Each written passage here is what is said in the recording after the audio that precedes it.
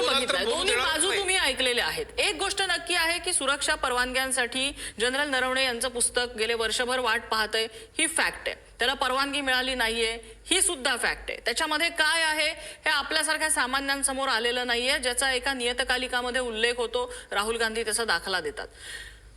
सत्य लपून राहील का याच्यामुळे? पहिली गोष्ट. दुसरी गोष्ट, अशा पद्धतीचे ज्या वेळेला चर्चा चव्हाट्यावर येऊन होत असतात त्यावेळेला सैन्य दलांचं खच्चीकरण होतं वगैरे असे जे दावे केले जातात, तुम्ही या सगळ्याकडे कसं बघताय? मुळात असे प्रश्न पुस्तकातनं मांडले गेले पाहिजेत का, आणि असे प्रश्न भर सभागृहात चर्चेला आले पाहिजेत का? नक्कीच नम्रताजी, हा पूर्ण जो प्रश्न आहे त्याची थोडीशी उकल करण्याचा मी माझ्या वतीने जे आहे त्या ठिकाणी प्रयत्न करतो. मुळात 31 ऑगस्ट 2020 ला रेचिन ला पास साधारणतः कैलाश रेंजेस जे आहेत त्या कैलाश रेंजेस मध्ये युद्धभूमीवर एक परिस्थिती त्या ठिकाणी निर्माण झाली होती.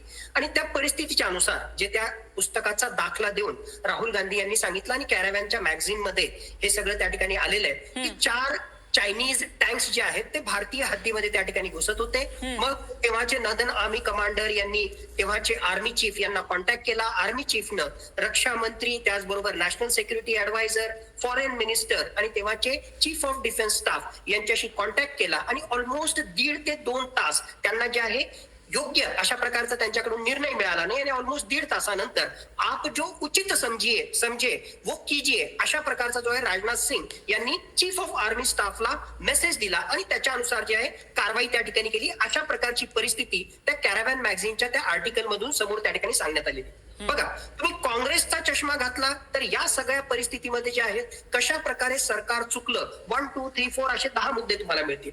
तुम्ही जर बीजेपीचा चष्मा त्या ठिकाणी घातला तर कशा प्रकारे सरकारनं आर्म्ड फोर्सेसच्या कार्यशैलीमध्ये इंटरफिअर केलं नाही, टॅक्टिकल परिस्थिती लक्षात घेऊन, जमिनीवरची परिस्थिती लक्षात घेऊन ऑपरेशनल कमांडर जे होते त्यांना पूर्णतः सूट दिली, अशा प्रकारचा जो आहे बीजेपी त्या ठिकाणी दावा करेल. आणि आर्म्ड फोर्सेसच्या पॉईंट ऑफ व्ह्यू त्या ठिकाणी केलं तर याचे वेगवेगळे अँगल आहेत. पण एक महत्वाचा अँगल की आपण भारत देशासारख्या एका परिपक्व लोकशाहीमध्ये त्या ठिकाणी राहतो. आणि या लोकशाहीमध्ये हाय स्टेक एन्व्हायरमेंट आपण ज्याला म्हणतो, म्हणजे अत्यंत किचकटीचं, अत्यंत अवघड अशा परिस्थितीमध्ये आमच्या आर्मी कमांडरला डिसिजन्स त्या ठिकाणी घ्यावे लागतात, ज्यामध्ये पॉलिटिकल डिसिजन मेकर सुद्धा असतात, त्याचबरोबर आर्म्ड फोर्सेसचे सुद्धा डिसिजन मेकर्स असतात. आणि अशी किचकट परिस्थिती असताना सुद्धा इस्पेशली 2020 ला ज्यावेळेस जनरल नरावणे हे आर्मी चीफ होते, अशा प्रकारच्या हाय स्टेक एन्व्हायरमेंट मध्ये सुद्धा कशा प्रकारे आम्ही निर्णय घेतला. आणि फक्त निर्णय घेतला नाही, भारतीय आर्म्ड फोर्सेसनं त्या निर्णयाच्या अधीन राहून,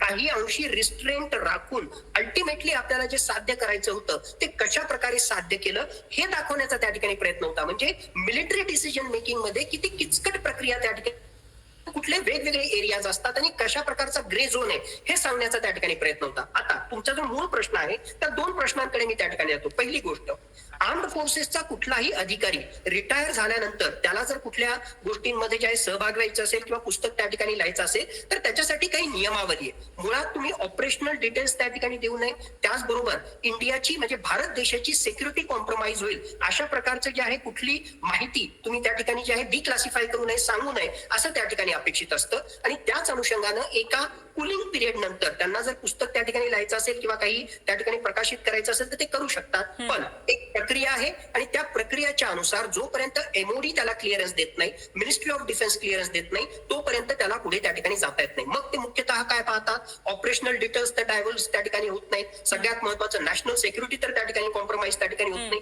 हे वेगवेगळे अँगल डिसाईड करून जे आहेत पाहून त्या प्रकारे जे आहे निर्णय त्या ठिकाणी घेतला जात असतो. आता जनरल एम नरावणे यांच्या केसमध्ये अशा काही गोष्टी ज्या आहेत आर्म फोर्सेसच्या किंवा एमओडीच्या नजरेखाली त्या ठिकाणी आल्या असतील. माईट बी खरोखरच जे आहे रक्षा मंत्रालयामधला पॉलिटिकल जो विंग आहे त्याच्याशी संबंधित सुद्धा जे आहे काही त्या ठिकाणी ऑब्जेक्शन्स असू शकतील. म्हणून कारण काय आहे आपल्याला माहित नाही, पण जसं मी सांगितलं की ऑपरेशनल डिटेल्स, नॅशनल सिक्युरिटी हे कारण असेल ज्याच्यामुळे आतापर्यंत तो निर्णय त्या ठिकाणी झाला नाही. दुसरा त्याहून महत्वाचा प्रश्न की खरोखरच अशा प्रकारच्या बाबी या सामान्य लोकांसमोर जर सगळ्याच गोष्टी उघड झाल्या तर यामुळे डिमोरलाइज आपल्या आर्म फोर्सेस होतात का? काही अंशी याचं उत्तर हो आहे. स्पेशली 2020चं इंडिया आणि चायना जो संघर्ष होता, हा ग्रे झोन एरिया हा शब्द मी त्या ठिकाणी वापरतोय ना, हे अत्यंत जे आहे क्लिष्ट अशा प्रकारचं गणित आहे. म्हणजे ते सरळ युद्ध नव्हतं. 2020 मध्ये गलवान इन्सिडेंट त्या ठिकाणी झाला, त्यामध्ये ऑफकोर्स भारतीय सैनिकांनी जे आहे जांबाज अशा प्रकारचं शौर्य त्या ठिकाणी दाखवलं, पण ते युद्ध नव्हतं. मग त्यानंतर कुरघोडी करण्यासाठी आपण कैलाश माउंटन रेंजेसवर जे आहे जी प्रिएम्प्टिव्ह ऍक्शन घेतली. म्हणजे थोडक्यात त्या वेगवेगळ्या प्रकारच्या टेकड्या होत्या त्या कॅप्चर केल्या आणि मग चायनीज सोल्जर्स त्या ठिकाणी येत होते. नंतर काय झालं हे सांगण्याचा प्रयत्न त्या ठिकाणी केला. मग जर या सगळ्याच ऑपरेशनल डिटेल्स जर बाहेर येत असतील, जर असे grey zone area, civil military decision making कसं होतं हे पूर्णतः बाहेर येत असेल, तर नक्कीच आपलं दुश्मन राष्ट्र चायना हे नक्कीच असा हा सगळा आधार घेऊन उद्या जे आहे ग्लोबल टाइम्स मध्ये आर्टिकल पब्लिश करतील आणि म्हणतील की बघा यांच्यामध्येच कशी एक वाक्यता नाही, बघा हे जे आहे घाबरत होते आमच्या विरुद्ध कारवाई करण्यासाठी, बघा यांचे असे असे फॅक्टर्स आहेत. कुठेतरी इनडिरेक्टली याचा जो आहे निगेटिव्ह इम्पॅक्ट आमच्या आर्म फोर्सेसवर पडेल का हे सुद्धा त्या ठिकाणी पाहायला पाहिजे. आणि शेवटचा मुद्दा याच्याशी रिलिव्हंट सांगतो, प्रत्येक जो रिपोर्ट आहे तो पब्लिश व्हावाच आणि तोही पार्लमेंट समोर यावाच. येस, पार्लमेंटरी स्टँडिंग कमिटीज असतील,